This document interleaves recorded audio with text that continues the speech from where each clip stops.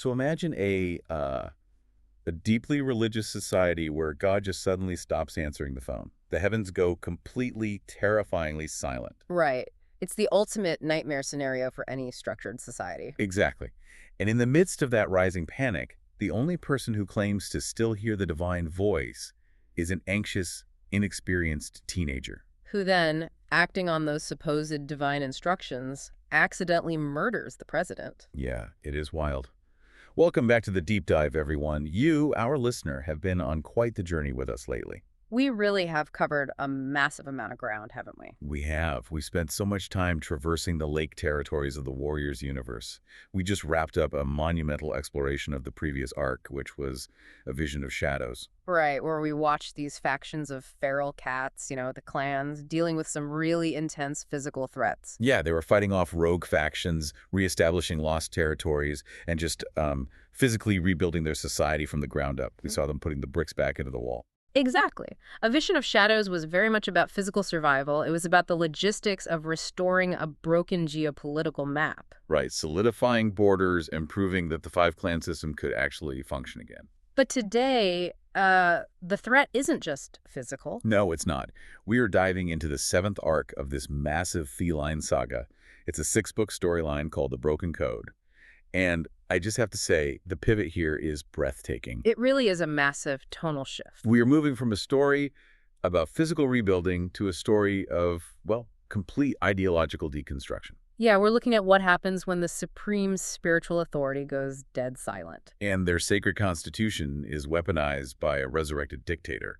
I mean, we're talking about metaphysical warfare here. It represents a fundamental shift in the very DNA of the series. For, 6 prior arcs spanning dozens of books, the Warrior Code has been the absolute law of the land. Unquestionable, right? Like, it's the set of commandments that separates these clan cats from common stray animals. Precisely. Good and bad were always clearly defined by adherence to this code. But the Broken Code explores the terrifying reality of what happens when that certainty is twisted against the populace. Right, we're exploring how the code itself becomes the central antagonist, Right. which is just fascinating. It is. And to really get it, let's start right at the genesis of this. Yeah, let's look behind the curtain before we jump into the bleak opening of the first book, which is Lost Stars. Yeah. Because this is such a radical departure from the standard, good cats fight bad cats formula. Right.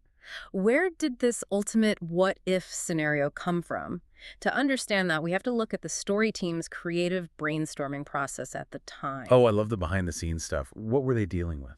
Well, the writers recognized a recurring structural issue. The Warrior Code was frequently acting as a narrative roadblock for character development. Oh, like the rules getting in the way of the plot. Exactly. The rules like, not crossing borders or not taking mates from other clans were always stopping characters from doing what they naturally wanted to do. I mean, that makes sense. If you have strict laws, your protagonists are constantly bumping their heads against them. Right. So instead of just having characters break the code and apologize later, the writers asked a profound question. What if StarClan, the ancestors, actually started punishing the living for breaking the code? Which is a huge escalation. Yeah. Because traditionally, StarClan just hands down vague, cryptic prophecies. Yeah, or maybe they look a little disappointed from the clouds. Right. They don't actively smite people. They aren't this interventionist, wrathful pantheon. Precisely. They are usually passive observers and gentle guides. But the writers took this initial idea a step further, and this is where the genius of the arc really lies. Okay, lay it on me. They asked, what if the cats only believed they were being punished by StarClan because of some terrible, inexplicable event? Oh, wow.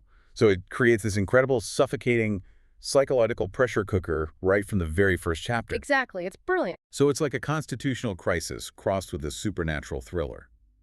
If the Warrior Code is their constitution and StarClan is their supreme court, what happens when the court goes completely off the grid? Because that is exactly how the inciting incident plays out. It's a brutal environmental catalyst. Right. It begins with an incredibly harsh leaf bear, which is the winter season in the lake territories.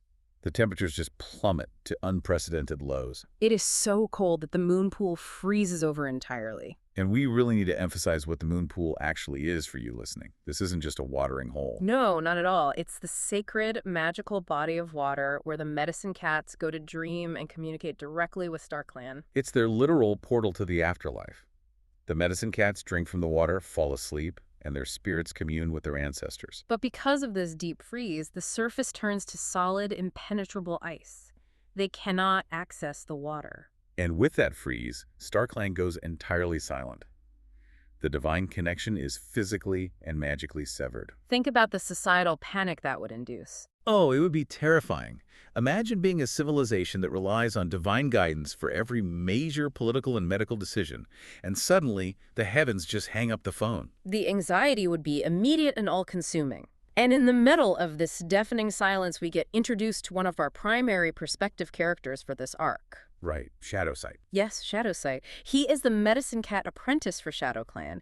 He's young, anxious, and deeply aware of the weight of his responsibilities. And in this terrifying void where the most senior, experienced medicine cats cannot reach StarClan, Shadowsight is the only one receiving visions. Wait, how is he getting visions if the portal is frozen and the senior cats are getting absolutely nothing? That is the crucial mystery. He is receiving these visions internally, unprompted by the moon pool, from a mysterious, shadowy, unknown cat. But because the clans are so incredibly desperate for any word from their ancestors, they are highly vulnerable. They just don't question the source as rigorously as they should, do they? No, because they simply want to believe StarClan is still watching over them. It's the perfect environment for a con. When people are desperate for a lifeline, they won't check to see if the rope is frayed. That's a great way to put it. And this leads to an absolutely devastating sequence of events. Yeah, because Bramblestar, the legendary and long-standing leader of ThunderClan, comes down with a severe, unknown illness. Right. He is bedridden, fading fast, and his own medicine cats are powerless to help him without StarClan's guidance. Enter Shadowsight. Yeah. Driven by these mysterious visions he's receiving from the Shadowcat, he becomes convinced that he has been given the divine cure for Bramblestar. So Shadowsight, accompanied by his leader, Tigerstar of ShadowClan, travels to the ThunderClan camp. And he presents this supposed cure, claiming it is the explicit will of StarClan. And the cure he suggests is freezing out the fever. Let's break down the mechanics of this because it is horrifying. Please do. He tells him to take a sick, frail, actively dying leader out of his warm nest and drag him out into the brutal sub-zero winter temperatures. Because he believes that the extreme cold will somehow shock the sickness out of his body. It defies all logic and medical knowledge that these cats have accumulated over generations. But again, they believe it is a direct order from God. So they do it. Yeah, they lay Bramblestar out in the freezing snow, and the result is exactly what you would scientifically expect. The exposure is too much. It is a fatal mistake. Directly because of this action, Bramblestar's body shuts down and he dies. Just pause and think about the psychological weight that slams down on Shadowsight in that moment. I mean, he is just an apprentice. He fully believed he was acting as the sole conduit to the divine, that he was saving a life. Instead, his direct actions killed the leader of an allied clan. The trauma and the guilt must be astronomical. You can totally understand how that would completely shatter a young person's psyche. Absolutely. But the story doesn't let him just sit with that grief, does it? Because at Bramblestar's burial, things go from tragic to flat-out terrifying. Yes, they do. The clans gather to bury him, mourning the loss. But just before they can enter the body, Bramblestar miraculously comes back to life. Now, to be fair, in the Warriors universe, clan leaders are granted 9 lives by StarClan when they take power. Right, so a leader dying and resurrecting isn't inherently an anomaly. They've seen it before. But the way Bramblestar comes back here is wrong. The mechanics of the resurrection are entirely off. Exactly. Usually a leader loses a life, their body heals the fatal wound in a sort of supernatural trance, and they wake up exhausted but fundamentally themselves. But when this Bramblestar wakes up, his behavior is instantly jarring. He isn't the noble, somewhat gruff, but deeply caring leader they have known for years. No, he is cold, authoritative, and alarmingly erratic. The very first thing this resurrected entity does is demand an emergency gathering of all 5 clans. And at this gathering, he drops a bombshell. He declares that the reason StarClan is silent is because there are too many code breakers among the clans. He demands that these cats must publicly confess and atone for their wrongdoing. He literally stands up there and says StarClan is furious. He claims that during his brief death, StarClan gave him a list of the worst offenders. And that the freezing of the moon pool is a divine punishment for their moral laxity. It is an immediate, terrifying shift to totalitarianism, completely masked as a righteous religious revival. It's a brilliant, insidious tactic. He identifies a societal anxiety, the silence of StarClan, and provides both a scapegoat and solution. A solution that conveniently grants him absolute moral authority. Mhm. But as a reader, and for you listening right now, we have to wonder, how do we know this isn't just Bramblestar having a near-death change of heart? Right, like maybe dying of hypothermia made him a religious extremist. Yeah. How do we know it's something more sinister? That brings us to our second main perspective character, a young SkyClan apprentice named Rootpaw. Oh, Rootpaw. He is such an incredibly interesting addition to the lore. He really is. He has this unique, latent, hereditary ability. He can see and interact with ghosts. Spirits of cats that are stuck between the living world and the afterlife, right? Exactly. And early on, he makes a chilling discovery. While out in the territory, he sees the actual spiritual ghost of Bramblestar wandering around the lake.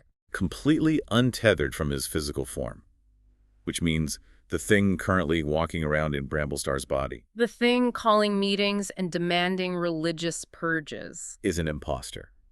A foreign spirit has literally hijacked the physical, comatose form of the ThunderClan leader while his real soul was locked out.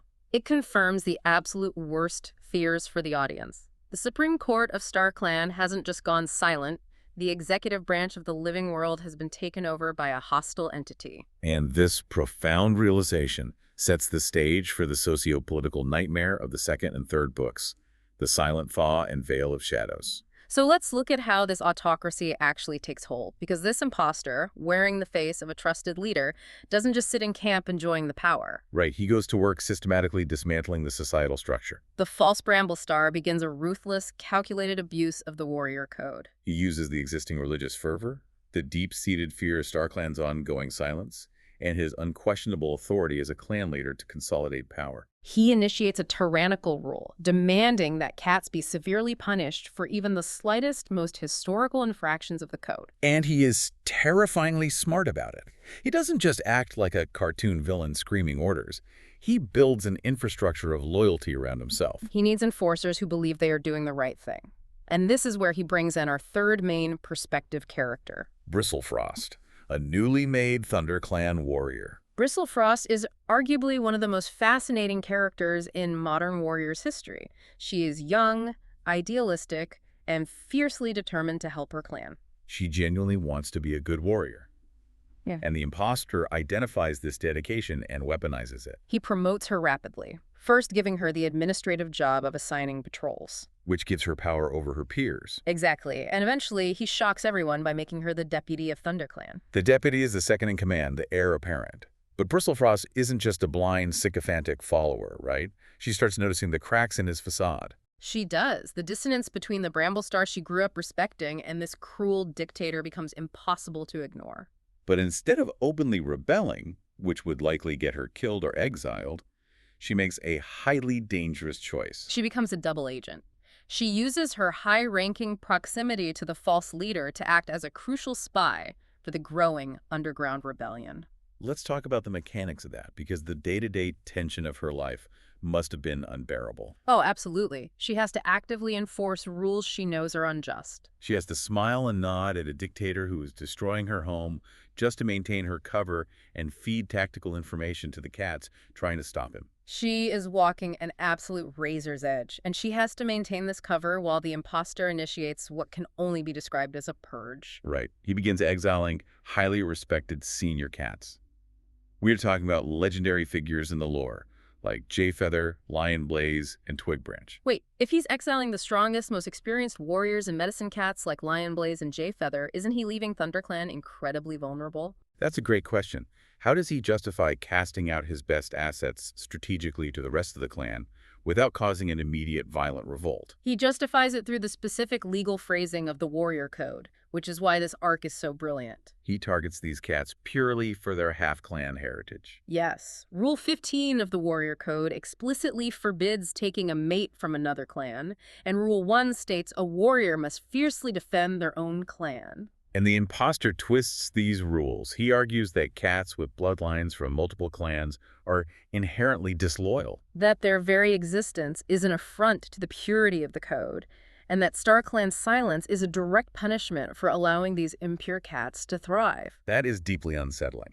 He takes marginalized individuals, blames complex societal issues on their mere existence, and purges them to project an image of decisive strength. It's the playbook of every authoritarian regime in human history mapped onto this society of cats. He isn't using brute force to take over. He is weaponizing the law itself. He's making his cruelty strictly, technically legal within the framework of their constitution. It's horrifying because the other cats can't easily fight back. He is using their own sacred beliefs and the exact letter of their laws against them. Which raises an incredibly difficult philosophical question for the characters. When the legal system itself becomes profoundly corrupt, is breaking the law the only moral choice left? Shadowclan, led by Tigerstar, answers that question. They boldly step up and offer sanctuary to these exiled thunderclan cats. Explicitly defying the imposter's authority. Which is geographically important, right? Yes, Shadowclan's territory is adjacent, consisting of dense pine forests that offer good cover. They have the physical means to harbor fugitives. And this act of open defiance is the spark the resistance needs. But the resistance has a massive PR problem. Rootpaw and the inner circle know the truth, that the thing ruling ThunderClan is a ghost possessing a body. But how on earth do you prove that to a general populace that is terrified of being exiled for treason? Rootpaw is actively talking to the real Bramblestar's ghost, trying to figure out a plan, but he's just an apprentice. No one is going to believe a teenager claiming to see spirits. This leads to one of the most fascinating moral compromises in the entire series. Rootpaw's father is a cat named Tree. Tree is a unique character who also has a connection to the spiritual world. At a highly secretive, multi-clan rebel meeting in the woods, Tree stands up. And to lend political credibility to the cause, Tree flat out lies. He claims that he, the respected adult, is the one actively communicating with Bramblestar's ghost. He intentionally sidelines his young son to make the narrative more palatable to the skeptics. Hold on, I need to push back on that strategy. Isn't that incredibly dangerous and hypocritical?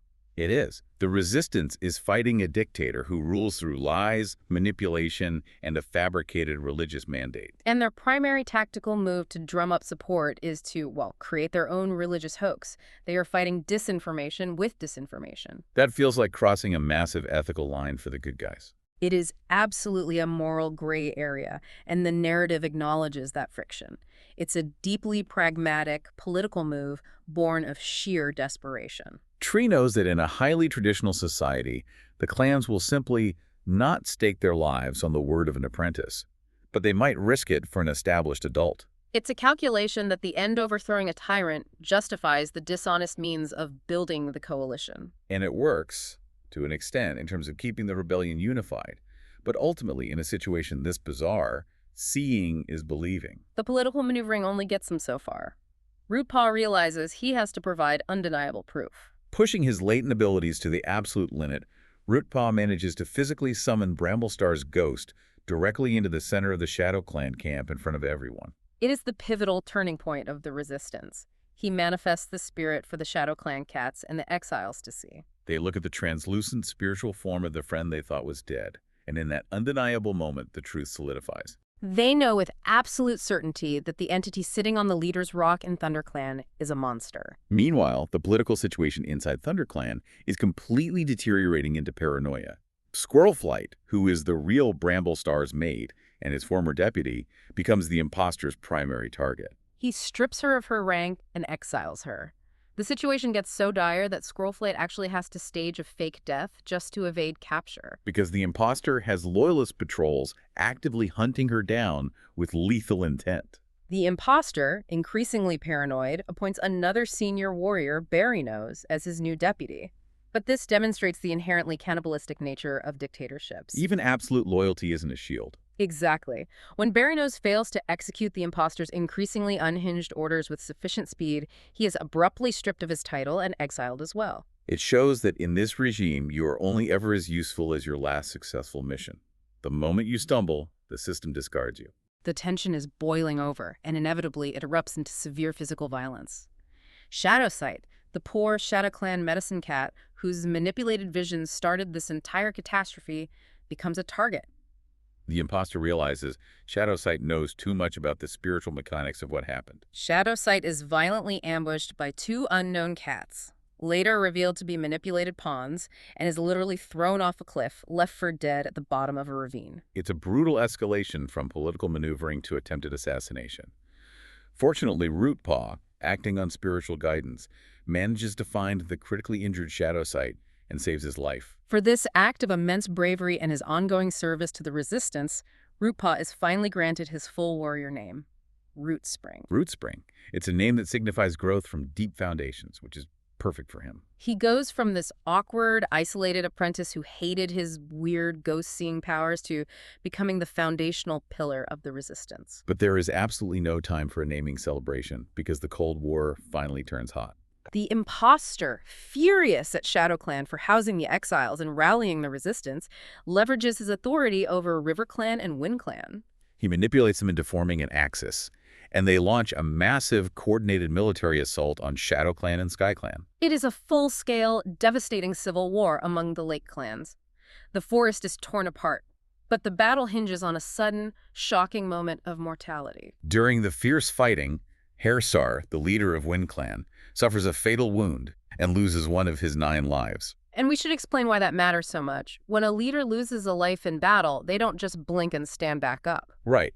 Their body enters a violent, seizure-like state as the fatal wound knits itself back together through StarClan's magic. It is a deeply traumatic event to witness, and it completely shatters the momentum of the battlefield. The sheer shock of witnessing a leader die and begin the resurrection process causes a momentary cessation of hostilities. The chaos and confusion of that pause give the rebels the opening they desperately need. They surge forward, isolate the imposter, and manage to physically subdue and capture him. They drag him back to the ShadowClan camp as a prisoner of war. And in the immediate aftermath, as the dust settles, Squirrelflight steps forward. She looks closely at the captured cat, analyzing his mannerisms, the cadence of his voice, the specific hatred in his eyes. And she finally realizes who the imposter truly is, which brings us to the great unmasking.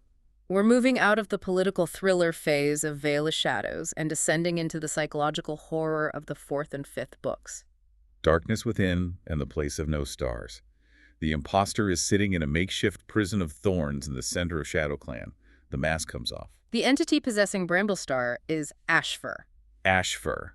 Now, for listeners who might not be steeped in the deep lore or who need a refresher on arcs from over a decade ago, Ashfur's return is a master stroke of long-term continuity. It really is. Ashfur was a former thunderclan warrior from the 2nd arc, The New Prophecy. He was deeply, obsessively in love with Squirrelflight. But she ultimately chose to be with Bramblestar instead. And Ashfur did not take that rejection well. That is an understatement. His rejection festered into a violently toxic entitlement. In the 3rd arc, Power of 3, Ashfur snapped. He trapped Squirrelflight and the 3 cats he believed were her children in a burning forest fire. Explicitly intending to murder her family in front of her, just to make her feel the pain of his broken heart. It was pure, unadulterated malice. He was eventually assassinated before he could reveal her secrets to the clan. But here is the kicker. The ruling that has aged like milk left out in the sun. When Ashfur died, StarClan actually allowed him into their heavenly ranks. Their justification at the time was that his only true crime was loving too much. I'm sorry, but StarClan's HR department really dropped the ball on that background check. Yeah, loving too much doesn't usually involve attempted arson and triple homicide. So Ashfur has been stewing in paradise for years, completely consumed by his obsessive hatred. He utilized the environmental freeze to block the other StarClan spirits, hijacked the body of his romantic rival, and spent months systematically destroying Bramblestar's life. His legacy and his clan. It is the ultimate cosmic, toxic revenge plot. The revelation of Ashfur's identity presents the living clans with an excruciating, seemingly impossible moral dilemma. They have the brutal dictator locked in a cage, but he is wearing the physical body of their friend and legitimate leader, Bramblestar, whose spirit is still helplessly wandering the forest. Do they execute Ashfur right then and there to end the threat?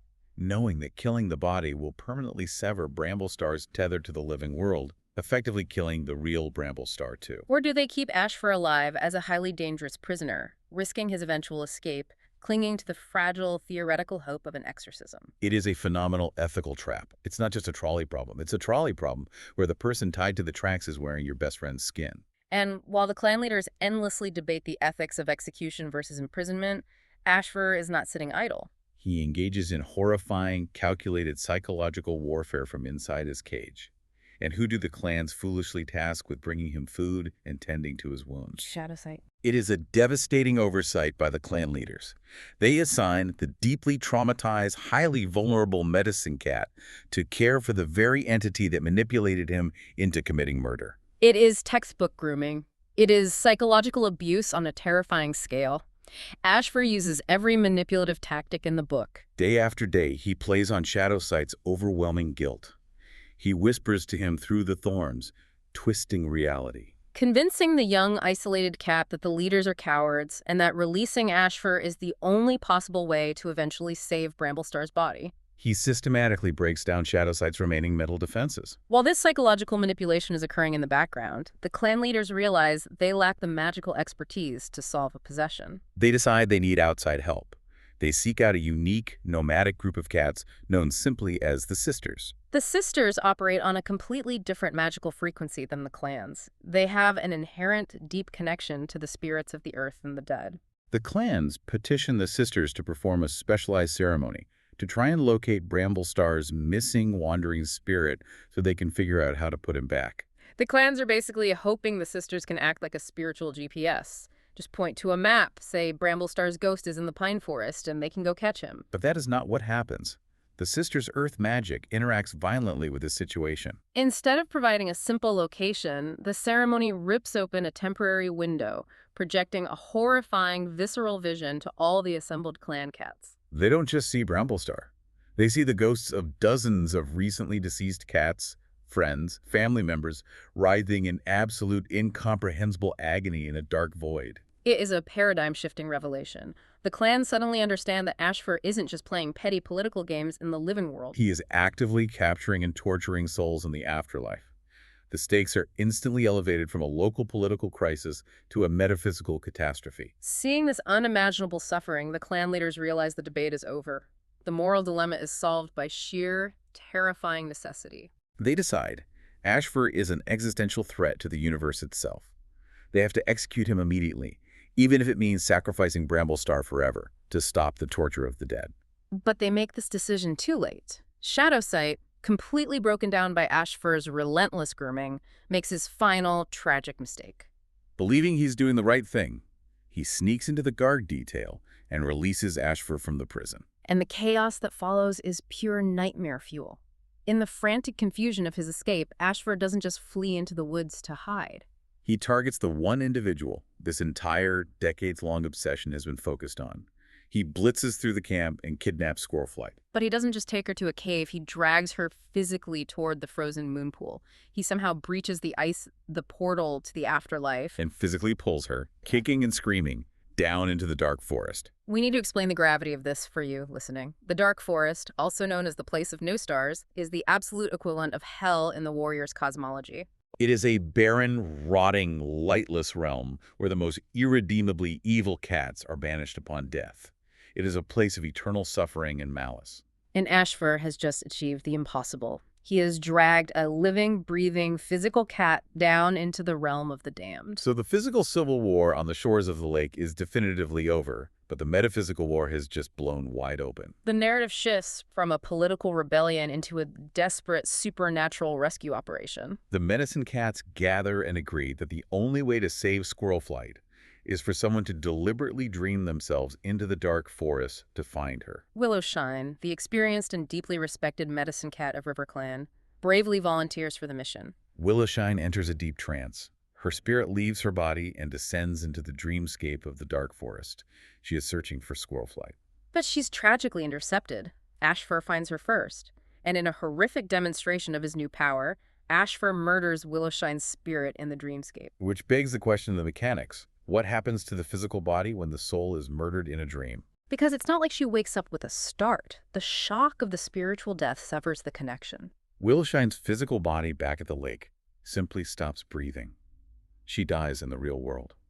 It is a devastating loss that proves Ashfur's lethality. But Willowshine's story doesn't end with her murder. Even in death, her spirit retains a core of fierce determination. As a newly deceased ghost trapped in the dark forest, she manages to navigate the rotting woods, find a weak point, and reach out to the living world. She finds Rootspring, our young hero with the ghost-seeing ability, and physically drags him through the barrier, pulling him alive into the place of no stars. Rootspring suddenly finds himself standing in this bleak, terrifying, pitch-black landscape. The air is thick, the ground is spongy with rot. And as he navigates this hellscape, what he discovers is utterly staggering. He finds a dark, muddy island, heavily guarded by a notorious, ancient, dark forest spirit named Darkstripe.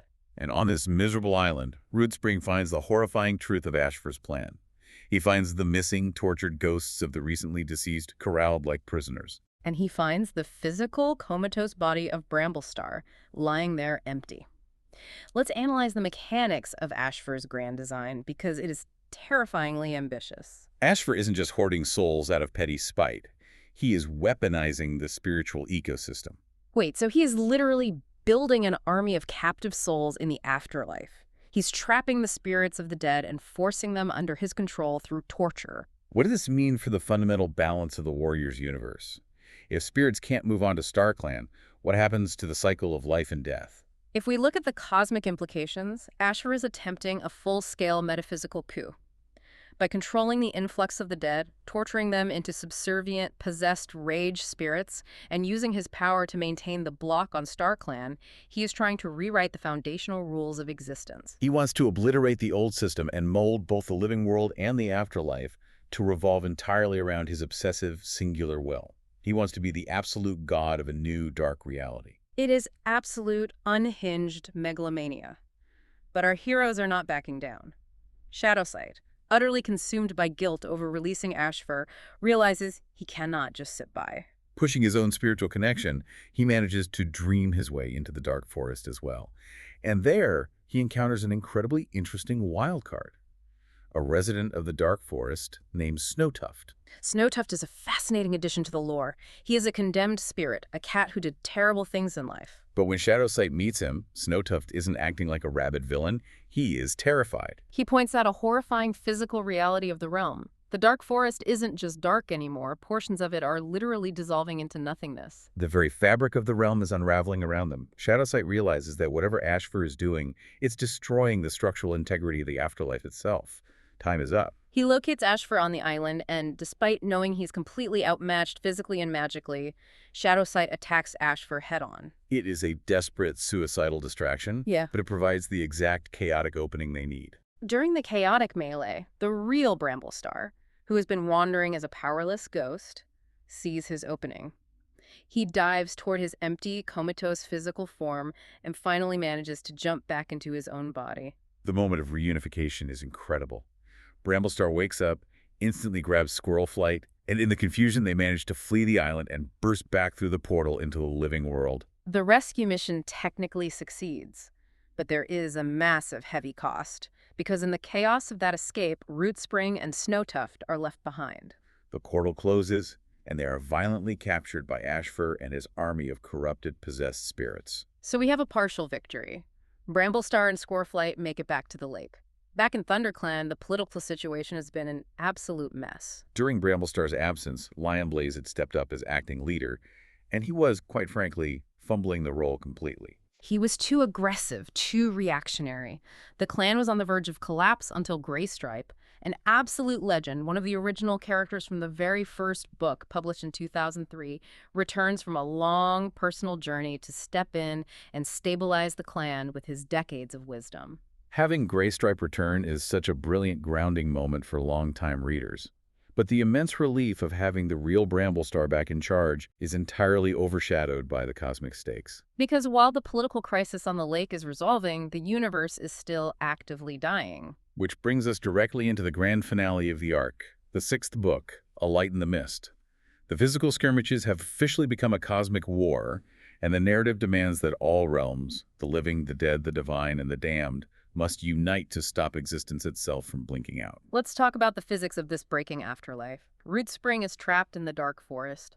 Shadowsight manages to return, and Bristlefrost, who has now fully entered the spiritual fray by entering the dreamscape with the magical assistance of the sisters, discover the true apocalyptic extent of the danger. They discover the mechanism behind StarClan's silence. Ashfur hasn't just frozen a puddle.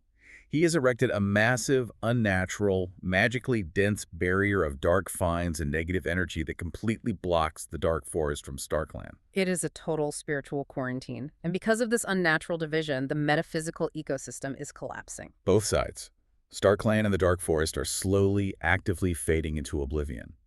If Ashfur's barrier remains, it's not just that he rules as a bad king. The spiritual realms will vanish entirely. Total erasure. The stakes have literally never been higher in the history of the franchise. To fight Ashfur, who now commands an army of hundreds of possessed, rage-fueled rogue spirits, the Living Cats realize a horrifying truth. A patrol of 5 or 6 heroes isn't going to cut it. They can't do it alone. They have to recruit from everywhere. They need the most unprecedented, taboo alliances conceivable. Shadowsight wakes up in the living world and goes on a massive recruitment drive. He gathers living clan leaders and senior elders who possess the immense mental and physical strength required to fight a war inside a dreamscape. Powerhouses like Misty Star, Crowfeather, Greystripe, and Violet Shine. They deliberately put themselves to sleep to project their souls into the combat zone.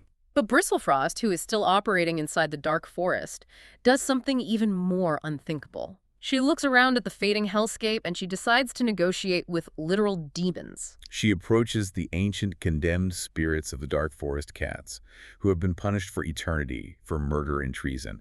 Cats like Maggotail, Red Willow, and Sparrowfeather. And she uses incredible diplomatic logic. She convinces them that they have to ally with the living to fight Ashfur, not out of the goodness of their hearts, but out of pure self-preservation. She tells them, if Ashfur wins, your home disappears.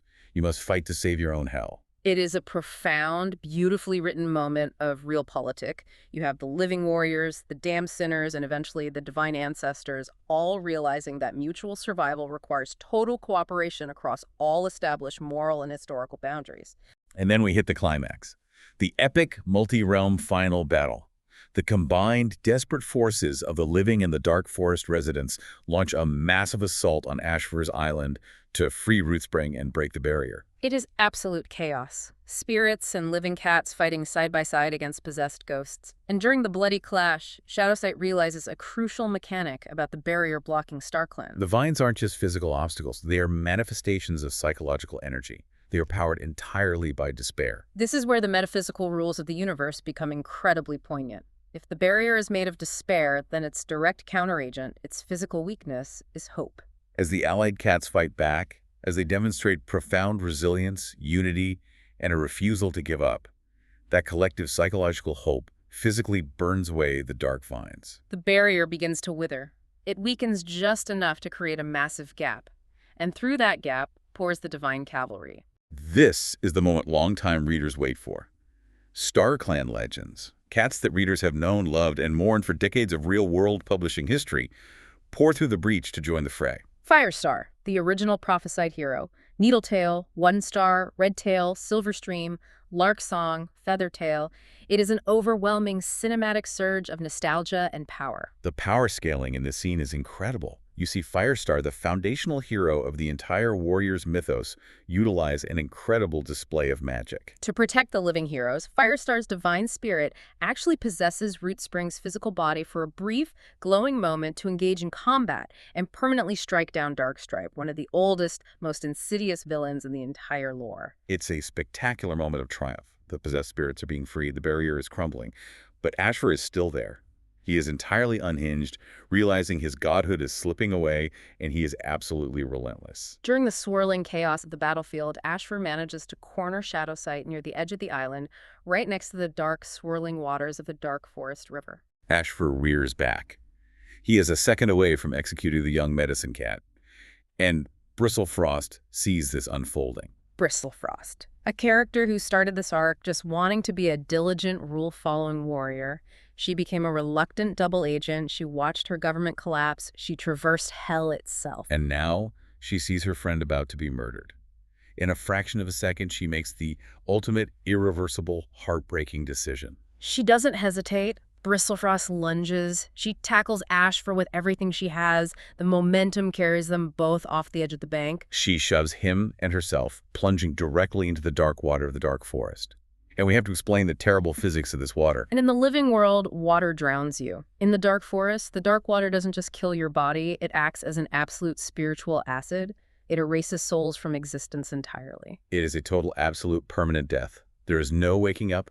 There is no moving on to StarClan to watch over your loved ones from the sky. There is no afterlife, just a void. Bristlefrost and Ashfur both hit the water, and they are instantly, completely erased from the fabric of existence. That is an incredibly dark, mature concept for a series ostensibly aimed at younger readers. She didn't just lay down her life, she laid down her eternity. She gave up her immortal soul so that her friends and the universe could have a future. The emotional toll of this sacrifice is devastating, particularly on Rootspring. Over the course of their harrowing journey, Rootspring and Bristlefrost had formed a profound bond and had fallen deeply in love. Rootspring had actually made the massive decision that, once the war was won, he was going to leave his family and SkyClan to move to thunderclan so they could be together. When she plunges into the water, he doesn't just lose his future partner, he loses the ability to ever see her again, even in death. He mourns her with a grief that is visceral and incredibly hard to read. She isn't watching over him from the stars, she is simply gone. It is a sacrifice that leaves a permanent aching scar on the universe. But her sacrifice accomplishes the goal. With Ashfur's spirit erased, his dark magic dissipates. The unnatural manipulation of the realms immediately ceases.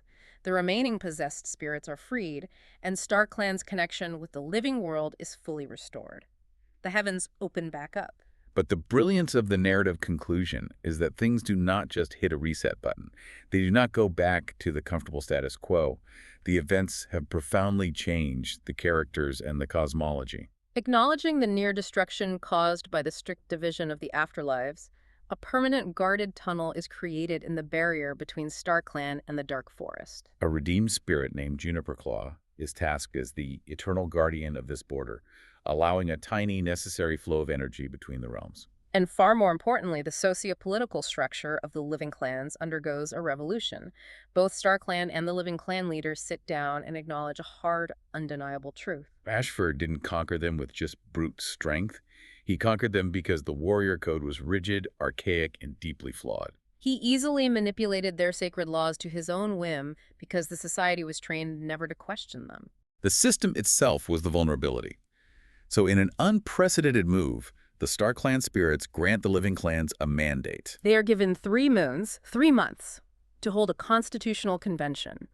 They are ordered to debate, revise, and rewrite the warrior code. They are explicitly tasked with erasing the outdated, xenophobic, and harmful laws, like the strict bans on interclan relationships that Ashfur so easily exploited. It is a complete paradigm shift. The laws are no longer stone tablets handed down from on high. They become living documents that the society must take responsibility for. And at the massive celebratory gathering following the battle, Bramblestar honors the cats who saved them. He honors Shadowsight, Rootspring, and the memory of Bristlefrost, officially declaring them the lights in the mist. It is a beautiful, deeply bittersweet, and highly mature conclusion to the in-universe narrative. And if we pull back the lens for a moment, the impact of the broken code wasn't just felt by the fictional cats. Oh, absolutely not. Yeah. This specific era of publishing had a massive transformative impact on the real-world fandom as well. Because experiencing this arc as it was being published between 2019 and late 2021 was a wild ride for the community. The release of this story coincided perfectly with a massive corporate overhaul of the Warriors' digital presence. Prior to this era, the fandom was somewhat decentralized. But during the publication of the Broken Code, HarperCollins launched a highly polished, brand new official website and a dedicated mobile app. And they used the ongoing mystery of the books to aggressively drive traffic to these new platforms. Right. If you wanted to know the title of the next book, or read the first chapter early, or see the allegiance list to figure out who was exiled, you couldn't just check Amazon anymore. These massive reveals were dropping exclusively on the app. It centralized the fandom's attention, creating this shared, real-time detective experience as everyone logged on simultaneously to theorize about the imposter's identity. And we have to mention the incredible, entirely unintentional real-world context surrounding the release of the third book, Veil of Shadows. That book hit shelves on April 7th, 2020. Oh, wow. Right at the absolute onset of the global COVID-19 pandemic lockdowns, The timing is eerie. The physical world is going into isolation.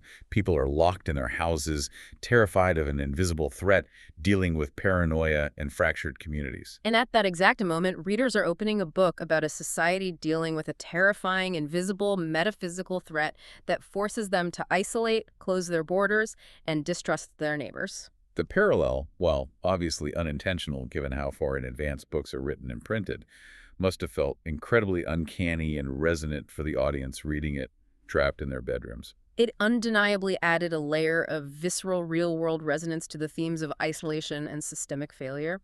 And that highly engaged online fandom was very active in shaping the era, which sometimes led to friction.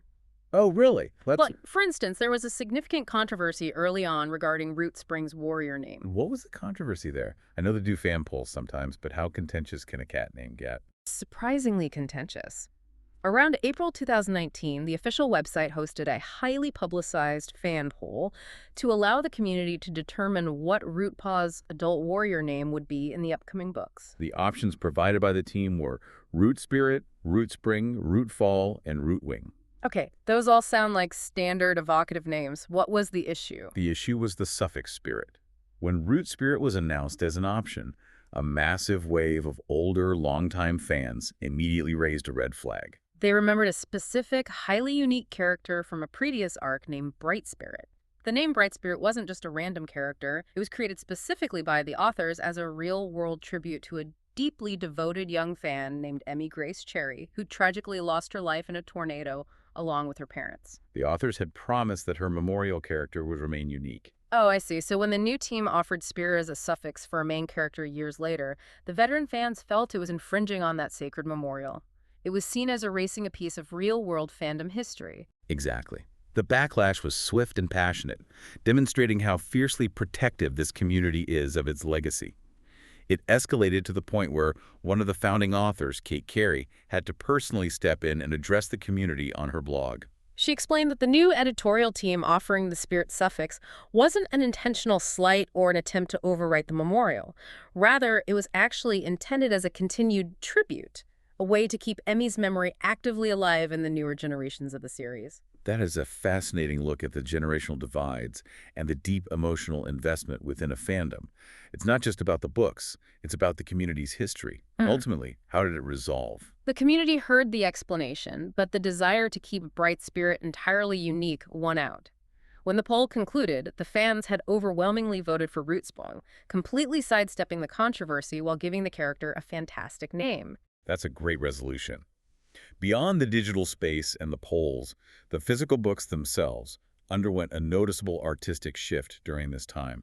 The cover illustrations for The Broken Code were done by artist Owen Richardson, and they featured these massive, highly detailed, prominent cat heads taking up the entire center of the cover. Which was a very deliberate, loving visual homage to Wayne McLaughlin.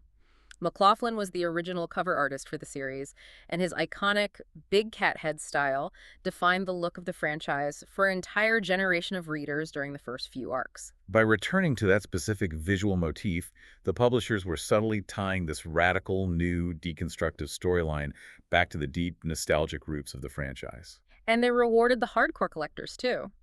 The hardcover editions of these books included these stunning, hidden, textless posters printed on the reverse side of the dust jackets, featuring massive cinematic scenes and significant quotes. They were also expanding the lore laterally in real time.